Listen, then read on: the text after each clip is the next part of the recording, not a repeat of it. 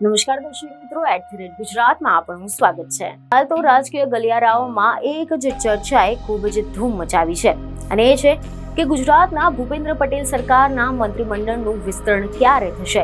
કારણ કે કેટલાય નેતાઓ તેમજ મંત્રીઓને ક્યાંક ને ક્યાંક એ વાત સતાવી રહી છે કે જો મંત્રીમંડળમાં કોઈ પણ ફેરફાર થયા અને જો કોઈના નામની બાદબાકી કરવામાં આવી તો શું એ લિસ્ટમાં તેમનું નામ તો નહીં આવે ને। જ્યારે કેટલાક રાજનેતાઓને તો મંત્રીમંડળમાં સ્થાન મળે તેના માટે ગાંધીનગર સુધીના કાવા દાવા કરવામાં આવી રહ્યા છે। ત્યારે બધાની વચ્ચે હાલ એવા સમાચારો વહેતા થયા છે કે ગુજરાતના મંત્રીમંડળમાં ઉથલપાથલ લગભગ ફાઇનલ થઈ ગઈ છે, કારણ કે સીએમ ભૂપેન્દ્ર પટેલને દિલ્હીથી તેડું આવ્યું છે।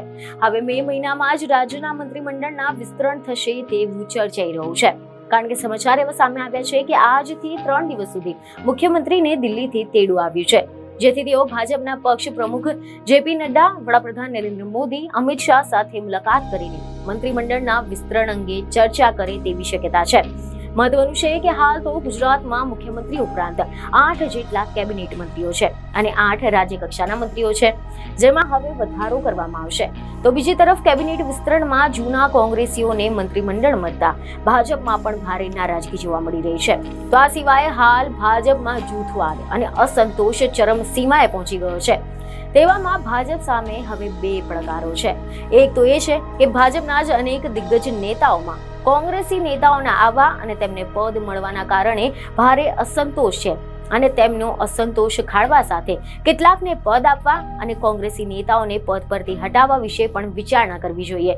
બીજો પડકાર તો એ છે કે કોંગ્રેસી નેતાઓને જે વાયદા, જે વચનો આપીને ભાજપમાં લઈ આવ્યા છે તેમને વાયદા અનુસાર પદ આપવા અને ભાજપમાં રહેલા અસંતોષને પણ ખાળવાનો છે। જો કે મંત્રીમંડળ સિવાય ગુજરાત ભાજપ માટે બીજો એક મોટો પ્રશ્ન એ છે કે CR પાટીલને કેન્દ્રમાં લઈ જવામાં આવતા હવે ગુજરાતમાં પણ પ્રદેશ પ્રમુખનું પદ ખાલી પડ્યું છે અને હવે હાલ તેઓ પાટીલ કાર્યકારી અધ્યક્ષનું પદ સંભાળી રહ્યા છે, જેથી કરીને પ્રદેશ પ્રમુખના સ્થાને કયા સ્ટ્રોંગ પર્સનાલિટીને સેટ કરવું તેને લઈને હાઈકમાન્ડમાં કોકડું ગૂંચવાયેલું છે।